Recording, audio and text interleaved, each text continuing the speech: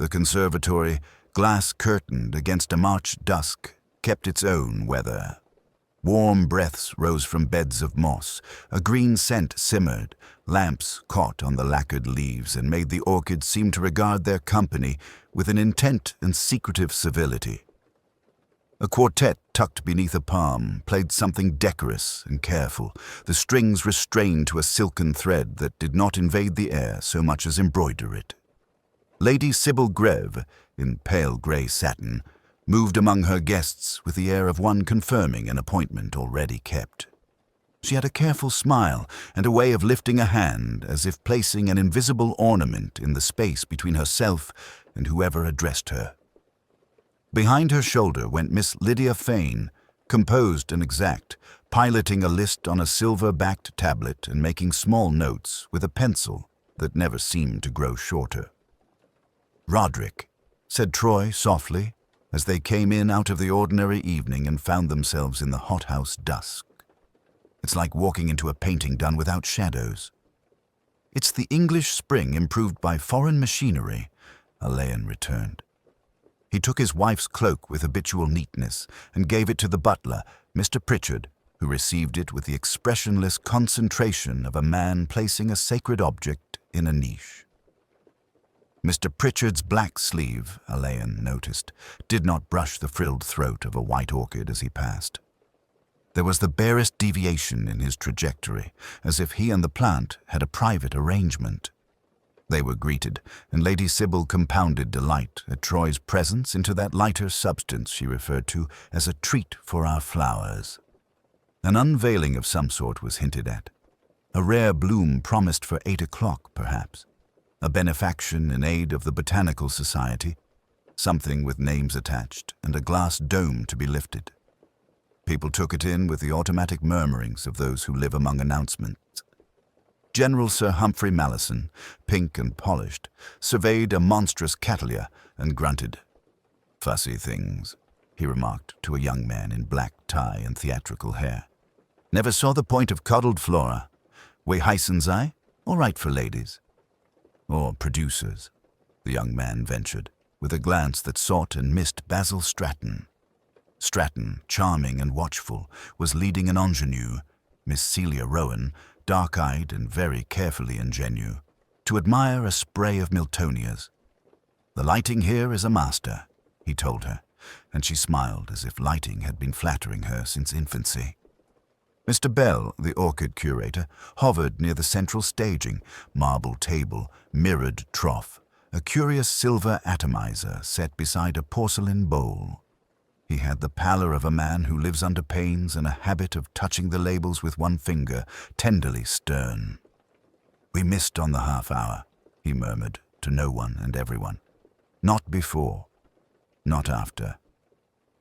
He noticed Alleyn, noticing him, and shifted his gaze as if to keep his domain from conversation. In a corner, Mr. Edgar Vale, narrow and exact, was explaining trustee obligations to Lady Sybil with the patience of a man correcting a calendar. "The Grieve collection is held in trust," he said. "Your late husband uniquely wished, that scientific access should be paramount." "Scientific," repeated Lady Sybil, as if it were a quality one might inlace into a tea-tray. Lydia Fane interposed, smooth as a card placed on the top of a pack. "Lady Sybil, Mrs. Copplestone is asking whether the donors might be acknowledged before the moment." "Presently," said Lady Sybil. "Edgar, do forgive me." Troy had drifted to a paphiopedilum whose pouch was the exact color of old wine in thin glass. She peered and then looked aside at Alleyn with a shade of amusement. "It has an opinion," she said. "They all do," said Alleyn. He had observed the atomizer again.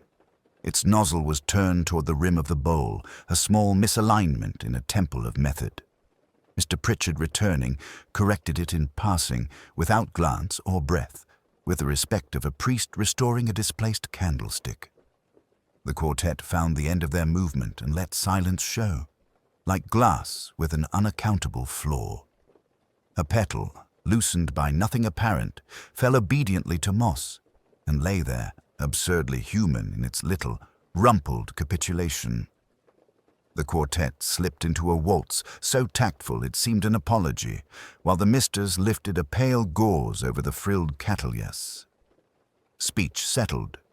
Lady Vivian tapped a spoon against glass. "My friends," she said, "you have been very patient with an old woman's enthusiasms. I had hoped tonight to show you—" A small ritual went awry. Mr. Pritchard, to whom labels were sacraments, found a nameplate missing from the central staging and, with a pocket torch, went gravely to his knees. Smiles stirred. Lady Vivian waited. The label was restored, the ceremony mended. "To show you something quite new," she continued, and turned to the veiled frame. Troy, looking about with a painter's economy of sight, observed that Mrs. Cordelia Blackwood, seated beneath a festoon of vanilla orchids, had not moved, her head inclined as if in private listening. One gloved hand rested on the marble table beside the silver atomizer. Troy said very quietly, "Rory." Alleyn went to her as water runs round a stone and stood behind the chair. Without appearing to examine, he noted the faint bluishness of the lips, the too even pose, the glove's slack crease where fingers should weight it. He spoke her name. When there was no answer, he took the wrist with 2 fingers. Dr. Ngaio Marsh had already crossed the tiles, summoned by nothing more than the altered quality of quiet. She and Alleyn exchanged one dry, practical look. She set her hand to the carotid and waited longer than anyone wanted her to, then moved it away. Lady Vivian had seen. She did not cry out. She merely stopped speaking. The quartet faltered and, loyal to pattern, went on. Colonel Hartwell's jaw worked. Mr. Vale, glad of procedure, whispered about the doctor and the telephone. Mr. Pritchard, who had seemed part of the air, produced a folding screen and, with the tact of his kind, composed a small boundary. Timothy Ashford came forward and retreated as if from heat. In the scented hush, small impressions floated to the surface. The atomizer's nozzle, which Pritchard had earlier straightened, stood a fraction askew again. A delicate ring of damp shone on the marble beneath Cordelia's hand, as if breath had tried the stone. A single fuchsia petal, coy and absurd, clung to the black of her skirt. "She has been ill?" Alleyn asked to the room rather than to anyone in it. "She was perfectly well," Lady Vivian said, and in saying it seemed suddenly younger than her hair. "We should not move her," Dr. Marsh said, and glanced at Alleyn. He inclined his head. "The local doctor," Mr. Vale persisted, already half away. "I'll telephone." "Do," said Lady Vivian. The music, discovering itself, stopped. Somewhere a drop fell with exactness into the pool. The orchids, magnificent and indifferent, lowered their breathless faces. Alleyn remained where he was. He let the picture draw itself. The screened chair, the white hands, the atomizer giving back the light, the young man white to the lips, Lady Vivian's stillness drawn fine as wire. It was all as quiet as a held breath, and had the same intent. He said nothing. The moment had closed its petals. The next would be for looking. Alleyn did not immediately step forward. He stood just within the fringe of the alcove's shadow, allowing the little eddy of silence to declare itself. Dr. Ngaio Marsh, brisk without being unfeeling, bent and set 2 fingers lightly beneath Lady Ashford's jaw, another hand at the wrist. Her eyes, trained and already composed, met his across the space and gave the small, irrevocable negative that obviates announcement. "Thank you," Alleyn said, and to Mr. Pritchard very gently, "Would you be so kind as to stop the misting for a while and close the external doors? Only until we've collected ourselves." Pritchard inclined his head as if asked to lower the blinds. The delicate hiss above subsided.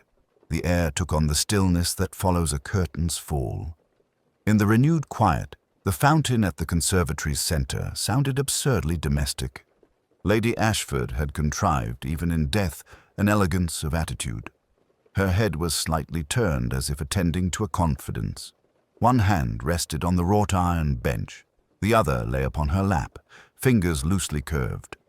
The atomizer, placed rather than dropped, lay where a companion might have set a book. Alleyn noted the faint crescent of moisture on the bench rail beneath the nozzle and the minute beads clinging at the metal lip. Fresh, perhaps, but not breathlessly so. He did not touch. He permitted his eyes their careful travel. A pale petal clung to the shoulder of the dove-gray gown. On the glove's index finger there was the most reluctant suggestion of yellow. Pollen, almost certainly, a near weightless smear caught in the satin's nap. A sapphire on the right hand was turned inward, its setting pressing the glove's fabric in a disciplined bruise of light. Habit or recent nervousness. He filed it away without preference. Dr. Marsh straightened. "It was very quick," she said under her breath, then checked herself, glancing at the others. "That is to say, there appears to have been no distress." "No," Alleyn returned, as if the observation had been about the weather. "How kind." He moved his attention outward to the living. Mrs. Blackwood had drawn herself with a steadiness that suggested rehearsal over years. Chin composed, eyes unusually clear. The boy, Timothy, stood with his hands in fists at his sides, belying the learned ease of his tailcoat. Colonel Hartwell's jaw made a small, obstinate shelf.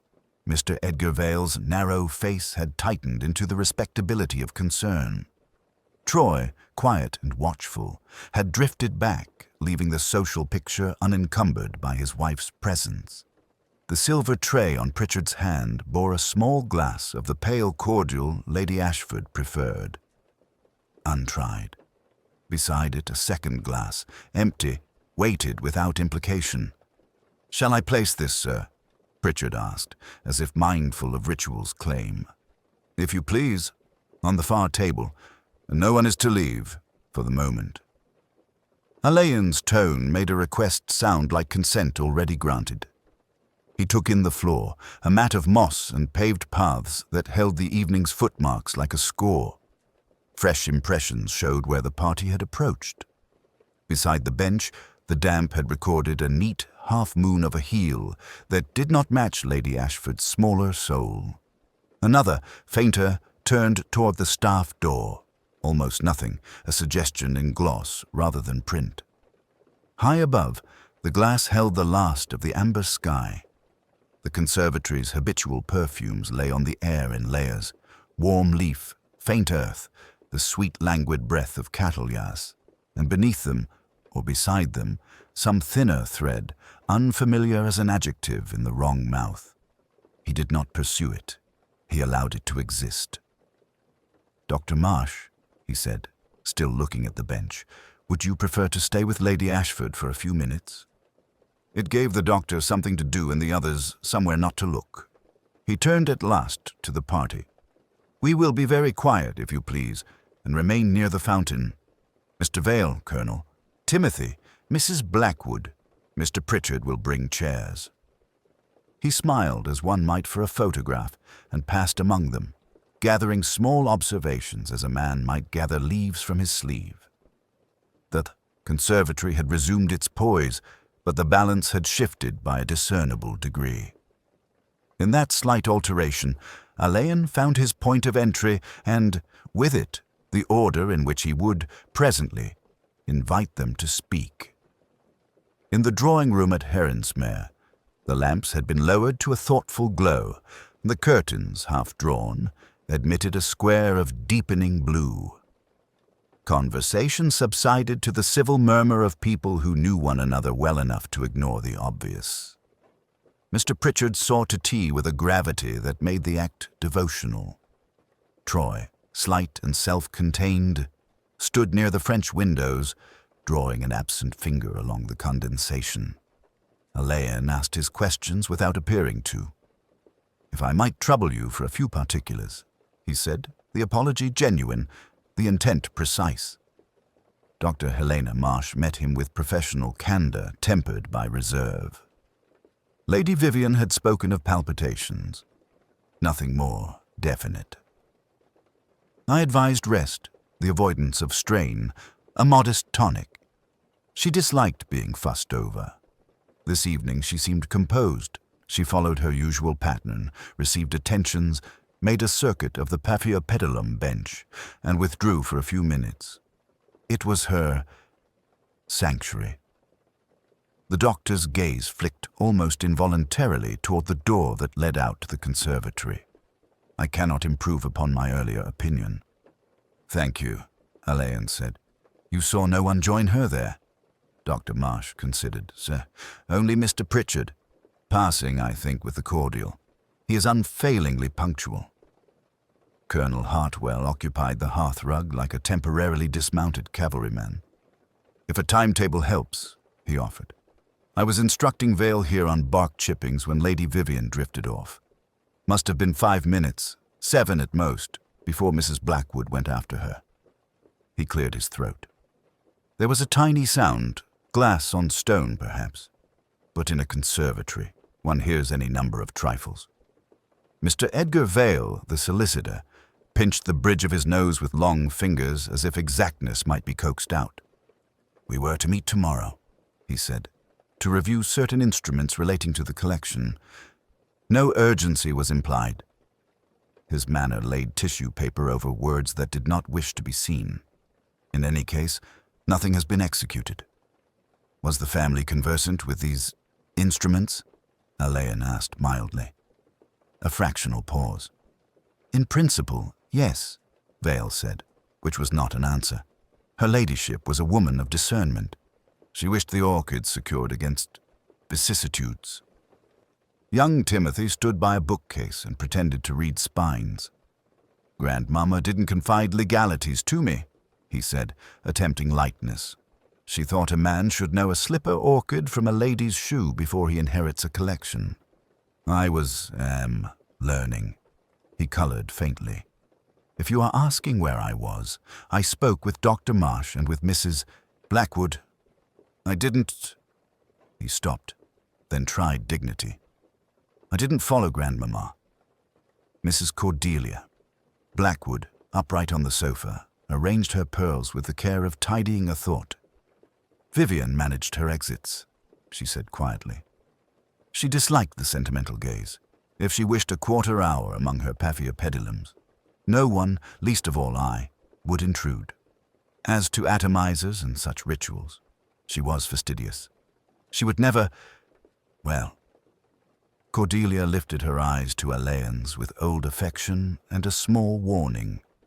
Between friends, Inspector. Some habits are private. Of course, Alleyn said. He allowed the silence to settle and then rose.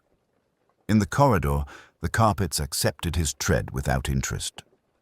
Mr. Pritchard, appearing as ever at the exact point between necessity and taste, opened the door to the conservatory, now dimmed to its nighttime glow. On his tray rested the untouched cordial, the slender glass unhazed by breath, the meniscus unbroken.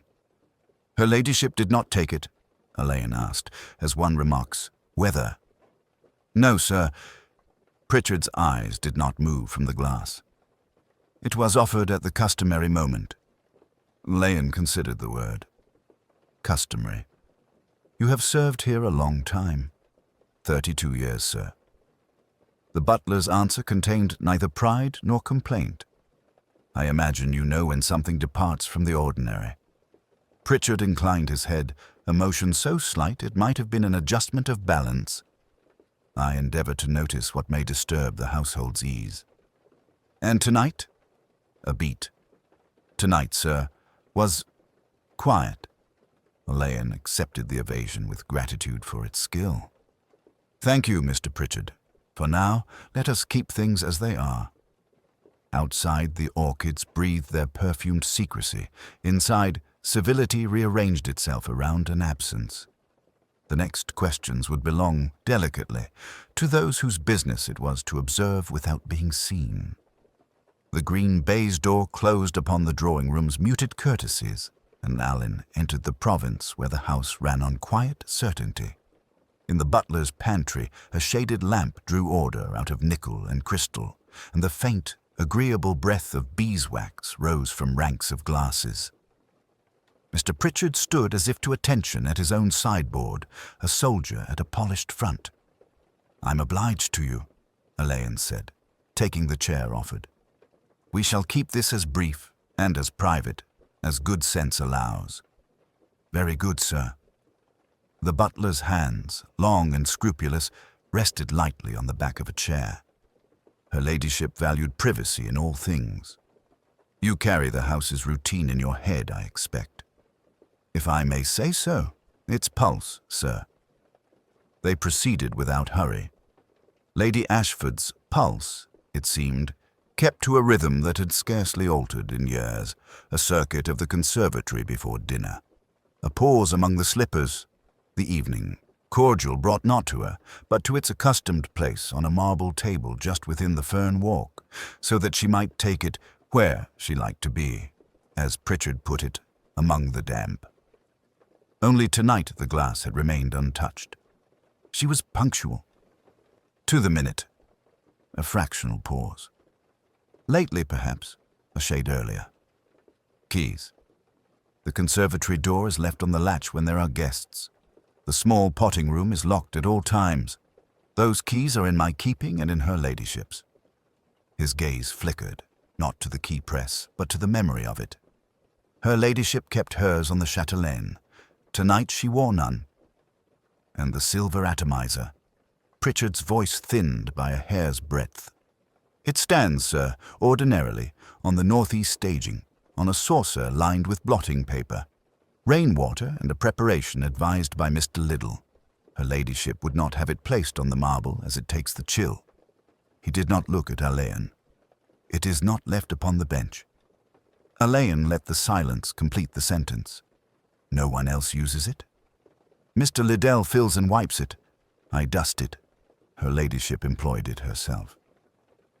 Another of those fractional hesitations, like invisible commas in an otherwise perfect line. "It is not a general thing, sir, to be handled." Mrs. Griggs, the housekeeper, received Alleyn in her snug, where a kettle muttered and the clock ticked with a domestic calm that had outlived 3 owners. She was a soft-footed woman with a practical eye. "My lady would never sit under the mist," she said, with the authority of long observation. "Bad for the coiffure," she'd say, and no good to silk. She'd stand, admire, move on. A bench was for gardeners. Tonight she sat. Mrs. Griggs folded a corner of her apron. A strangeness, then. Alice, a young parlour-maid with a freckled earnestness, came at the housekeeper's summons and stood twisting her hands until rebuked by a glance. "Beg pardon, sir, only her ladyship, when she took to the orchids, she'd slip off her gloves for the mist. She said it spoiled the feel." A blush. "Tonight I saw she kept them on." In the cool, earth-smelling corridor that led to the conservatory's service door, Mr. Liddell, the head gardener, awaited them with his cap respectfully in his hands. He had the grave pride of a man whose life had been spent in coaxing fastidious things to flourish. "No draughts," he said before he was asked. "I keep the automatics as Mrs. Ashford liked. The atomizer, I fill it of a morning with rainwater and a drop of glycerin. Naught else. I wipe it and set the nozzle straight as a soldier."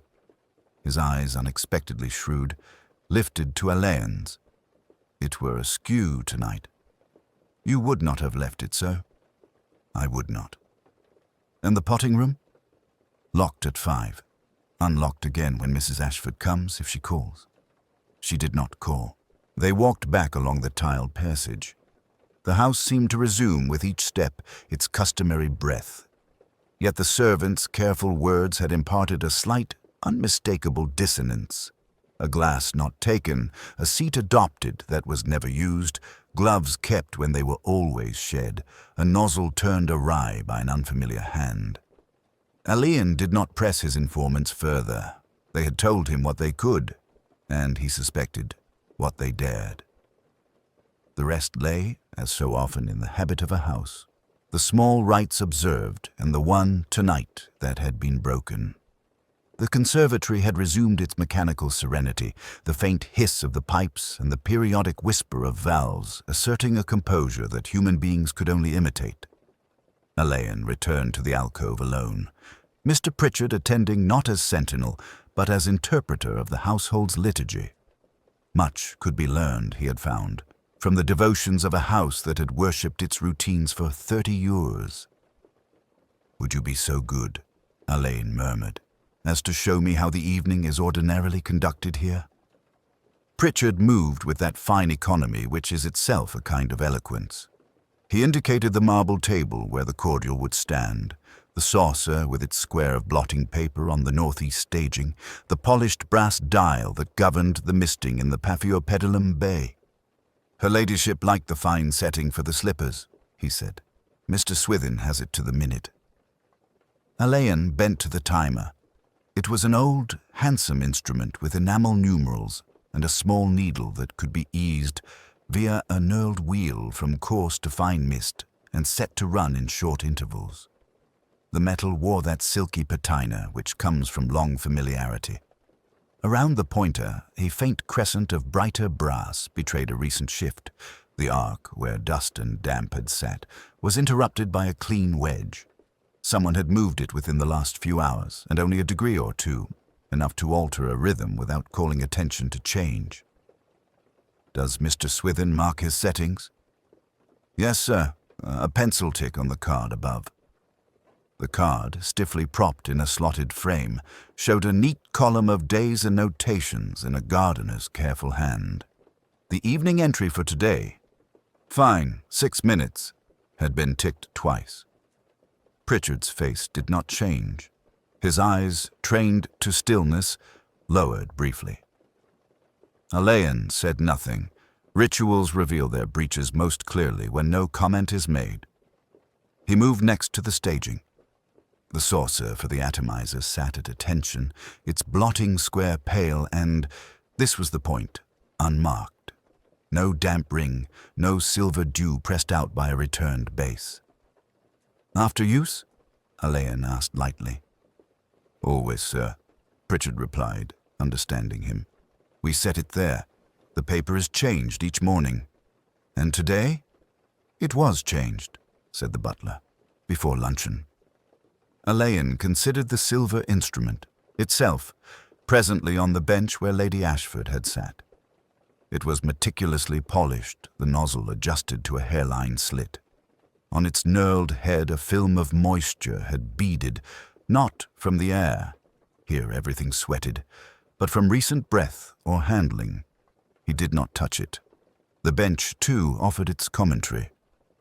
Beneath, the floor moss held a faint bruise where a heel had pivoted. Near it lay the fresh orchid bloom he had noticed before, its stem cleanly detached as if brushed, not cut. "Her ladyship wore the sapphire this evening," Alleyn said, almost to himself. "She was particular about turning it inward when she handled leaves." Pritchard, after a fractional pause, inclined his head. "It was her habit, sir. She would never miss an evening dress." So, the ring turned, a ritual acknowledged, but other rituals denied. Lady Ashford did not sit under the fine setting. She did not neglect the cordial. She did not leave the atomizer on marble. Alleyn stepped to the marble table in the alcove. The cordial, now removed to the drawing-room like a relic with no communicant, had left no trace. The polished surface reflected, in miniature, the trellis of glass above. He looked instead at the bell-pull near the pillar, a convenient line to the service quarters.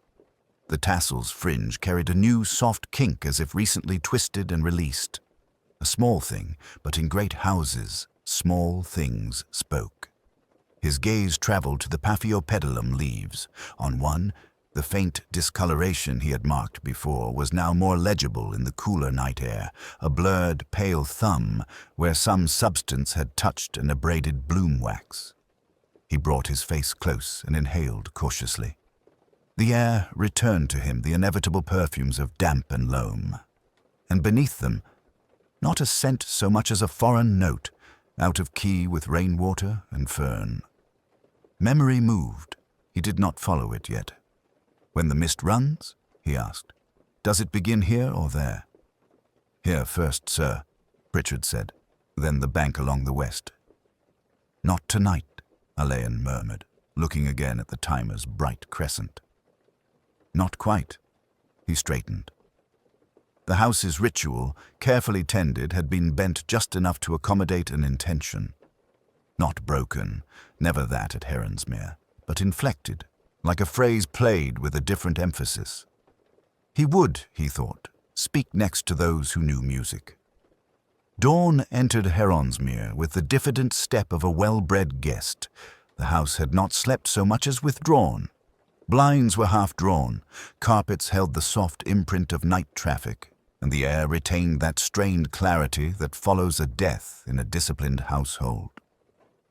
In the morning room, Troy sketched without looking at the paper, her pencil recording an impression rather than an image. Alleyn drank indifferent tea and listened to the quiet. Mr. Pritchard appeared with a salver.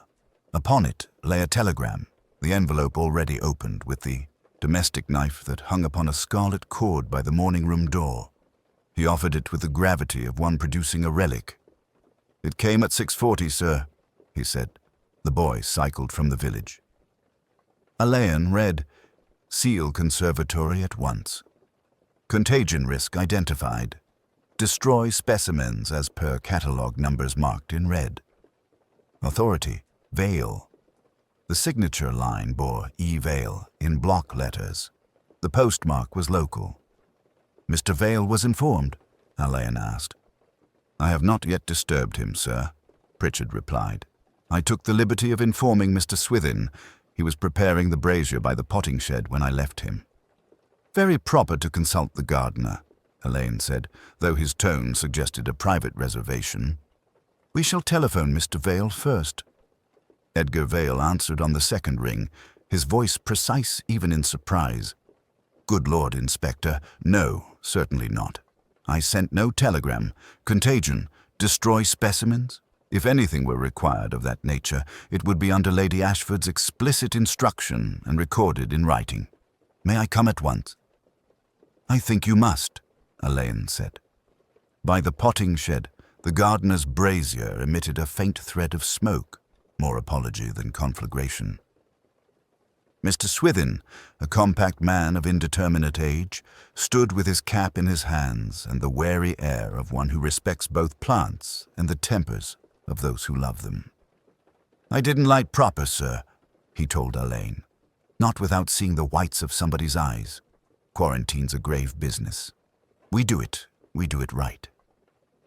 On the bench lay a shallow tray of labels, half sorted. One square of card had been singed at a corner. The ink, meticulous copperplate, remained legible. Paphiopedilum mordiae var. Ashford. "Who marked numbers in red?" Alleyn asked. "No one here, sir," Swithin said. "Ladyship kept her notes in pencil. Red went on the show lists, but not in the house catalogue." They returned to the conservatory. The door, which had been locked upon Alleyn's instruction, showed no sign of tampering. Inside, the air was immaculate, the machine hum composed, the orchids as composed as any congregation can be when bereaved. Yet on the northeast staging, where the atomizer belonged, a thin rectangle of paler marble showed as if a cloth had been laid there and removed. Dr. Ngaio Marsh entered with a careful step and a complexion that had paled since the evening. "Mrs. Blackwood insisted I have coffee," she said, then paused as if the sight of the orderly plants reproached her. "I'm told there is a question of contagion?" "A suggestion only," Alleyn replied. "From an unauthorized source?" Mrs. Blackwood herself appeared, her composure unmarked, though her eye moved at once to the staging. "Something has been shifted," she said quietly. "Not last night, but this morning." Edgar Vale arrived with dew on his shoes and indignation in his neat briefcase. He examined the telegram, then the catalogue in its glass-fronted case. "No red numerals," he observed. "Our records are clean. This—" he tapped the flimsy with one forefinger. is clumsy. Whoever sent it hoped to erase evidence under a reputable pretext. Timothy Ashford drifted in the wake of older certainties, his youth stark in the damp light. If there were disease, he ventured, grandmother would have ordered action at once. She would, Mrs. Blackwood agreed, and she did not. A silence, delicate and tensile, drew itself across the space. Somewhere, a petal fell with exaggerated propriety. Alleyn stood very still, the brazier's faint smoke, the paler rectangle on marble, the counterfeit urgency of the wire, each a small movement in the airless equilibrium of a cultivated world. Someone, he thought, was tidying after themselves with a nervous hand. "Let us, for the moment," he said, "touch nothing further." He looked to Pritchard. "Kindly see that the boy from the post office is asked discreetly about the sender." Pritchard inclined his head. The machinery of discretion began to turn again, softly, efficiently, and with a new, almost imperceptible haste. Morning came to Heronsmere with a pale, winter-leaning light that made the lawns appear chastened and the conservatory a muted mirror. The house, having absorbed the shock with the efficiency of old timber and older habits, moved at a half-tempo. Coffee arrived without flourish. Footmen softened their steps. Alleyn walked the length of the long gallery and back, letting the night's particulars arrange themselves. The envelope on Lady Vivian's writing table, addressed to Mr. Vale in her hand, proposing a codicil favouring the Ashford Orchid Trust, insisted upon attention, though not, he felt, the kind intended by whoever had laid it upon the blotter. Vale, precise to a fault, had examined it and said, almost apologetically, "The phrasing is not mine, nor, I think, hers." The ink had been still a fraction smudgeable. He returned to the conservatory. The cut stem on the great cattleyas, her sap beaded like a tear, felt less like theft than punctuation. Near the misting timer, the arc of cleaned brass continued to shine with quiet insistence. The atomizer, now properly placed and discreetly polished, had the air of a property returned to its mark. Troy sat with her sketchbook open upon her knee, pale moth orchids hovering above her page. "You're counting," she said without looking up. "It's how you read rooms." "Perhaps," he answered. The conservatory smelt faintly of moss and something sharper beneath the perfume, a ghost of instruction rather than fragrance. "What do you make of our company?" She considered. "Mrs. Blackwood smooths what she cannot mend. Dr. Marsh edits herself. Mr. Vale trims to the margin. The Colonel covers with Latin. The boy hasn't learnt a cover. And Pritchard? He curates silence." Alleyn allowed the names to settle. In a world built on repetition, deviation is eloquent. Lady Vivian did not sit beneath mist. She did not leave her cordial. She did not write codicils in a hurried hand. Had she wished to favour her orchids above her blood, she would have done so with ceremony. He thought of Dr. Marsh's measured mention of digitalis, of the gardener's penciled, fine 6 minutes, of the smear on the atomizer's aperture that humidity had declined to erase. In this small empire of moisture and control, the surest weapon was routine.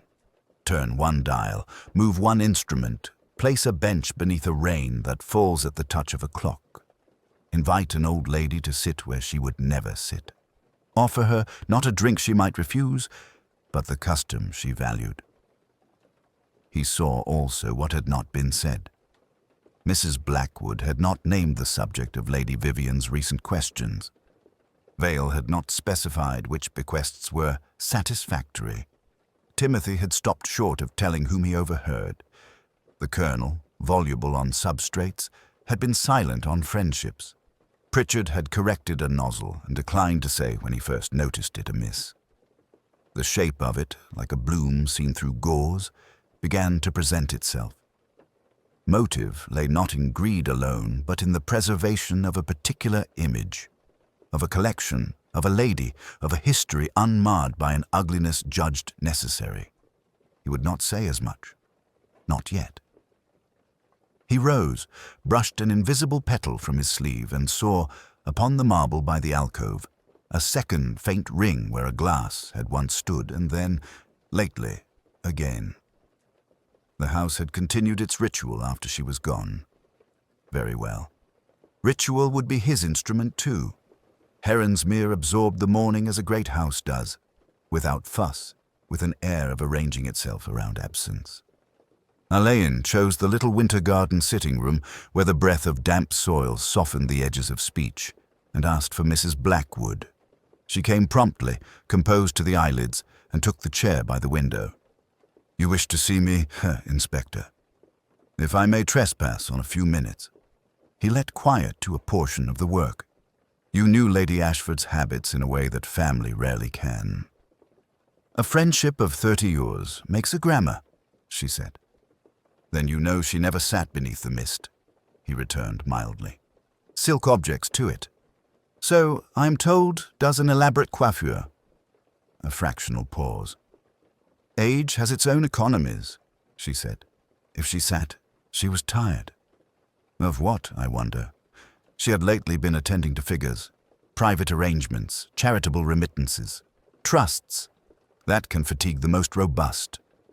Mrs. Blackwood's gaze remained steady. Vivian was meticulous. I know of no irregularity. "Nor do I yet," Alleyn said. "I notice only timings, heavier consultations, a letter that speaks of betrayal, and an evening, arranged quietly for a conversation that did not occur. And you think I was to be its subject?" "I think you were to be present," he answered, and rose as if concluding. "One small thing. The atomizer. You saw it near her hand." "Yes." "An odd place for it." "In that room nothing is odd," she said, and stood. "Inspector, you tread with consideration. I hope you will keep your step." "I will try," he said. Consideration, however, does not mean inattention. When she had gone, he sent for Dr. Ngaio Marsh. The physician arrived with the grave, unadorned air of a woman used to being believed. "You told me the digitalis vial was lighter than it should have been," Alleyn began. "I am wondering about another path. If a fine spray carried tincture into a confined space, onto lips, into breath, would it hasten a vulnerable heart?" Dr. Marsh folded her hands. "Absorption through the mouth is not negligible. If the dose were sufficient and the patient already compromised, syncope could follow. In a room where mist cools the lips, it would not assist survival," she said, and looked past him at the palms. "But, Inspector, we do the dead a disservice when we spin devices around them. The simplest account is often the kindest." "Kindness is not always true," he replied. "There is also the matter of her cordial, untouched for the first time in years. Habit is a powerful witness." "Habits fail on the day they fail," Dr. Marsh said, "and hearts fail likewise." He inclined his head. "Lady Ashford wrote that some secrets are too dangerous for public recital, yet too significant to ignore. She meant to address them in private." "A prudent intention," Dr. Marsh returned. At the door she added, "If you find what you seek, Inspector, remember to leave the living enough room to breathe." Alleyn remained in the small room, listening to a distant clock establish the hour with discreet authority. Courtesy had been offered and evasions returned. Somewhere in the house, water lifted and settled in the pipes like a breath. He thought of the atomizer's bright crescent, the adjusted timer, the untouched glass. 3 quiet notes that, struck together, made a chord. They met, at Alleyn's suggestion, in the winter garden that lay between house and conservatory, a narrow cloister of glass where the air was cooler and the scent of soil steadied over bright minds. The orchids, massed beyond the inner door, glowed through the panes like an audience withheld. Troy sat some distance away with her sketchbook, the rustle of her paper, a quieting sound. Mrs. Blackwood came first, veiled and immaculate, a figure distilled to essentials. Dr. Ngaio Marsh followed, punctual as always, her hands folded tightly upon her medical bag. Mr. Vale and Colonel Hartwell had been asked, courteously, to wait in the library. Timothy hovered in the hall until Troy guided him away, with a look that promised he would be told what he needed to know and spared what he could not bear. Alleyn did not stand to address them. He had the unshowy authority of a man at home with difficult truths. "You will forgive the informality," he began, "but certain matters ask to be arranged without the discomfort of a full gathering. I have sought only those whose knowledge may ease this passage." Mrs. Blackwood inclined her head. Dr. Marsh's eyes fixed not on Alleyn, but on the inner door to the orchids. "We have, among other things," Alleyn continued, "a routine that was broken. Lady Ashford never sat under the mist. She did so last night. Her evening cordial was never refused. It was refused last night.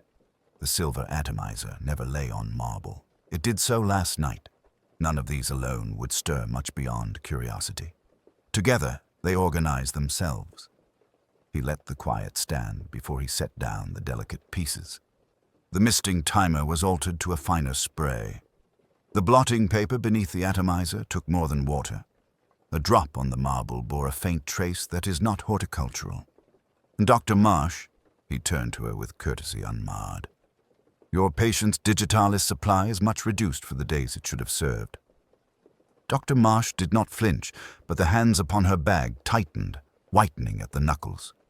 "I do not say this to accuse you crudely," Alleyn said, "only to observe that a tincture easily measured into drops, if introduced to a fine atomizer, would produce, under certain circumstances and for a heart already precarious, a result that might be called natural. If the lady, unusually persuaded to sit beneath the mist, inhaled more than fragrance." Mrs. Blackwood spoke for the first time, very low. "Persuaded? By whom?" "By affection," Alleyn answered, "and habit.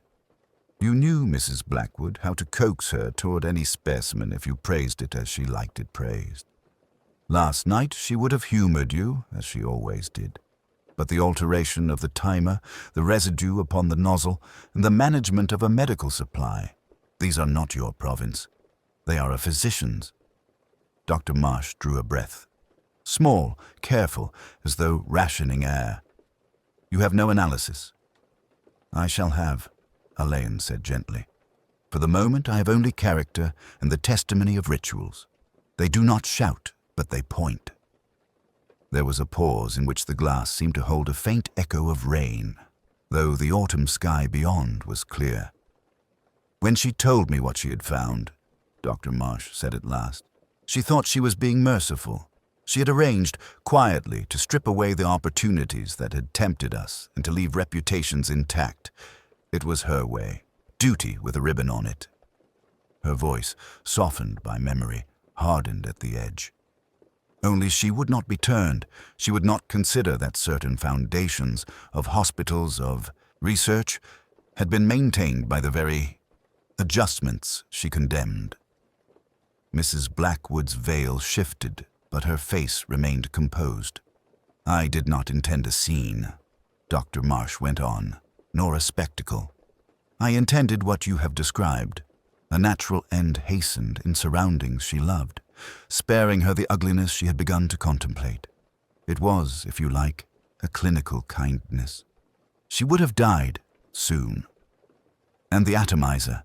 Alleyn asked softly. "A dozen drops. No more."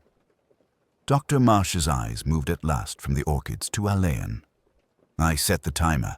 I asked Cordelia to keep her seated. That is all." Mrs. Blackwood's composure did not break. It refined.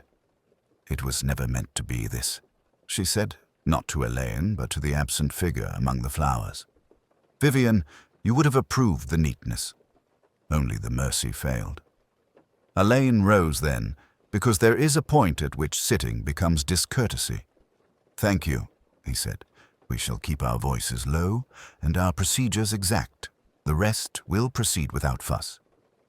He opened the inner door a fraction, letting in the cool, damp breath of the orchids, and stood aside as silence, at last, did its work. It ended, as such matters do in well-conducted houses. with a telephone call made in an even voice and arrangements undertaken without commotion. Alleyn spoke briefly with the local superintendent, phrasing his request with the quiet precision of a man who prefers understatement to spectacle. There would be no sirens, no display. A car would come by the tradesman's entrance. Statements would be taken. The conservatory, for all its beauty, would be treated as a room in which a crime had occurred rather than a shrine to mourning. Mrs. Blackwood asked, very politely, if she might sit for a moment. She chose the wrought iron chair that had never before been intended for such a purpose, and folded her hands with the composure of someone who had prepared herself for this end. Dr. Marsh remained standing, her medical bag at her feet like a small, obedient animal, awaiting a command it would not receive. "Am I to be arrested now, Inspector?" Dr. Marsh asked. "You are to accompany me," Alleyn replied, his voice courteous and unembellished. "You will be formally charged in due course. Counsel may be arranged at once. The same applies to you, Mrs. Blackwood." Mr. Vale appeared with the swiftness of a man whose profession requires him to be ready for reversals of fortune. He looked older by a decade, though his hands retained their finicking precision as they adjusted the bridge of his spectacles. "You will say nothing more," he advised, almost tenderly, "until I am present." "Very well," Mrs. Blackwood murmured. "It seems we have said enough." Colonel Hartwell stood a little apart, his military rigidity smoothed by an expression curiously close to sorrow. 30 years, he said, not to anyone in particular. One would have thought the Orchids knew. "They did," Troy said softly from the doorway. "In their fashion." Timothy entered as if crossing a threshold he had not believed himself strong enough to approach. He looked at the two women whom he had been taught to respect and found with astonishment that respect had not entirely deserted him. "Mrs. Blackwood," he said, his voice unsteady, "will you please look at me?" She did at once. Her eyes, dry now, held a desolation that was almost dignified. "Timothy, I'm sorry. I had supposed that loyalty, misconceived I see, might serve as defense. It does not." Dr. Marsh, whose fortitude had begun to fray, addressed Alleyn again. "There may be letters," she said, "for the hospital. One tries in the end to make amends where one can." "They will be conveyed," Alleyn answered.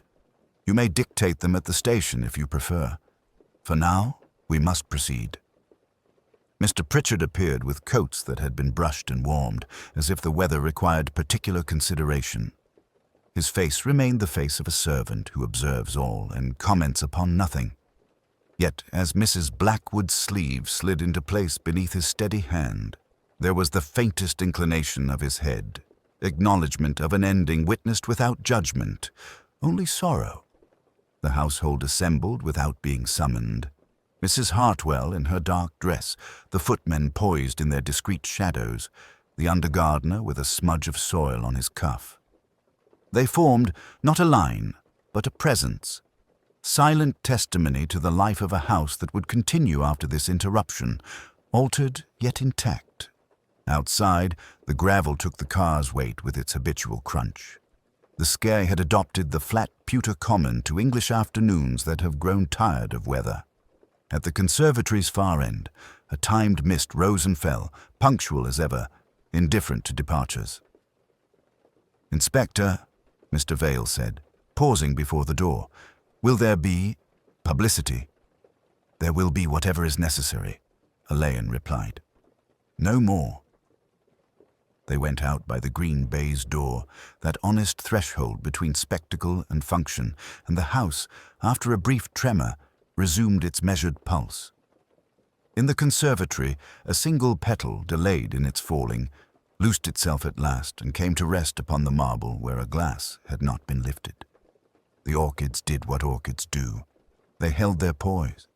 The rest, for the moment, was silence. When the last necessary formalities had been completed and Heronsmere resumed its old discipline, the house exhaled a long, careful breath. Doors clicked softly upon emptied rooms. Footsteps returned to their familiar cadences. The conservatory, relieved of spectators and policemen, resumed its ancient occupation of turning light into bloom. Mr. Vale requested a few minutes in Lady Ashford's study and emerged with a face composed into professional gravity. "There are provisions, Inspector," he said, addressing Alleyn, yet glancing instinctively toward Mr. Pritchard, who stood a pace behind. "Her ladyship has made arrangements for the collection, a principal selection to Kew with endowments specified, a smaller, carefully documented suite to the county hospital. Mr. Swithin is named for a post at Kew, subject to their acceptance. Bequests for the staff are set out in a letter of wishes. It is all most exact." Pritchard inclined his head, a movement that might have been gratitude or mere acceptance of duty. "Her ladyship did not care for half measures," he said. Young Timothy found Alleyn in the Palm Court, his awkwardness chastened into a dignity that suited him. "Will they be sent to prison?"